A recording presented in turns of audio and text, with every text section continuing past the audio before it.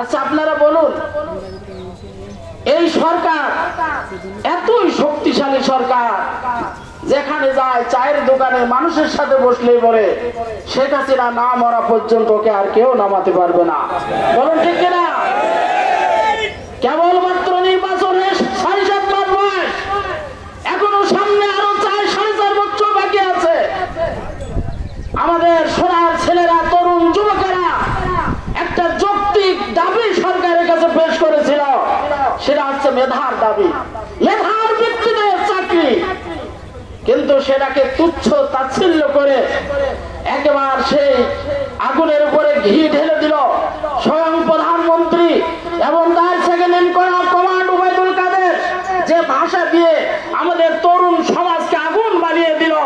এরপরে দেখেন তার ফলশ্রুতিতে মাত্র 15-16-20 দিনের মধ্যে বাংলাদেশে যে বিপর্যয় ঘটে গেল, এটা কি কোনোদিন আপনারা ভাবতে পেরেছেন? এটা কার খেলা? ক্ষমতার মালিককে? আমরা সৃষ্টিকার? এই জমিন কার? এই জমিনের কারা নেতৃত্ব দেবে? এই জমিনের উপরে কারা চলাফেরা করবে? সব কিছুর ফয়সালা আসমান থেকে আসে, জমিন থেকে কোনো মানুষ দিতে পারে না। সংগ্রামী ভাইরা আমার, মুমিনদের উচিত হলো আল্লাহর ওই কথাটা আমি স্মরণ করে দিতে চাই, আলা তাহিনু ওয়ালা তাহজানু ওয়া আনতুম লা তারাউনা ইন কুনতুম মুমিনিন।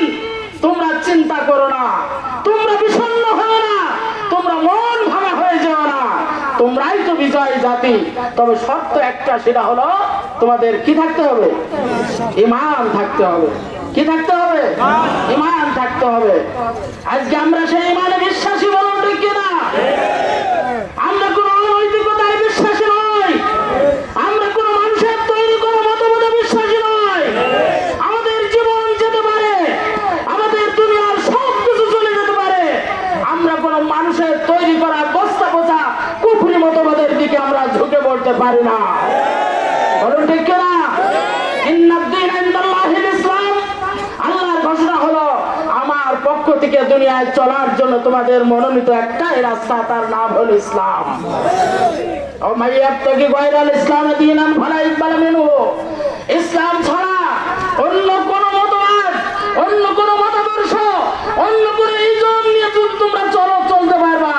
নির্দিষ্ট সময় পর্যন্ত আমি তোমাদের স্বাধীনতা দিয়েছি, কিন্তু ফালা ইকবাল মিনহু, কোশ্চেন কালো আমার দরবারে কবুল হবে না।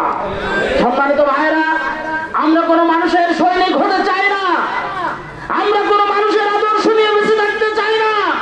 আমাদের দুনিয়ায় চলার জন্য জমিনের মালিক আমাদের জন্য একটা আইন দিয়েছে, একটা মতাদর্শ দিয়েছে, তাই নিয়ে আমরা চলতে চাই। সম্মানিত হাজিরিন, বিদায় হজের দিন আরাফাতের উপকণ্ঠ দাঁড়িয়ে মানবতার শ্রেষ্ঠ মানুষ, মানবতার মহান কান্ডারি, আর ওই কিয়ামতের মাঠের একমাত্র হিরো আমাদের প্রিয় নবী, আখিরি নবী জনাবে মুহাম্মদ রাসূলুল্লাহ লক্ষ জনতাকে সামনে করে সেদিন বলেছিলেন, তারাকতু ফীকুম আমরাইনে, আমি তোমাদের মাঝে দুটো জিনিস রেখে যাচ্ছি, লান তাদিল্লু মা তামাসসাকতুম বিহিমা, তোমাদের কোনো বিপর্যয় হবে না, তোমাদের কোনো পরাজয় ঘটবে না। মা তামাসসাকতুম বিহিমা, যদি তোমরা ওই দুটো জিনিস ধরে রাখতে পারো, আঁকড়ে ধরতে পারো। একটা হলো কিতাবুল্লাহ, আল্লাহর দেয়া কোরআন, ওই আসমান থেকে আসা মেসেজ, ওই আসমানি বার্তা, মহান আল্লাহর ঘোষণা কোরআন। আর 2 নম্বর হলো রাসূলের জীবনী সুন্নাহ। এই দুটো জিনিস নিয়ে যদি আমরা চলতে পারি, সে জাতির পরাজয় আসবে না। বলুন ঠিক কিনা? আজকে মুসলমানদের এই পরাজয় কেন? সারা বিশ্বে মুসলিমদের রক্ত নিয়ে হোলি খেলা হয়, মুসলমানদেরকে তুচ্ছ তাচ্ছিল্য করা হয়।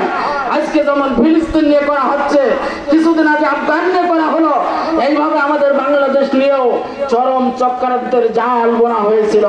সে জাল আমাদের তৌহিদ জনতা, আমাদের যুবক ছেলেরা সেই চক্রান্তের জাল ছিঁড়ে ওই মহাসাগরে নিক্ষেপ করেছে। বলুন ঠিক কিনা? আপনারা লক্ষ্য করেছেন যে এই 5 তারিখে বিজয়ের পর ভারতের র এজেন্ট সেনাবাহিনীর পোশাক পরে 2009 সালে যেমন বিডিআরের পোশাক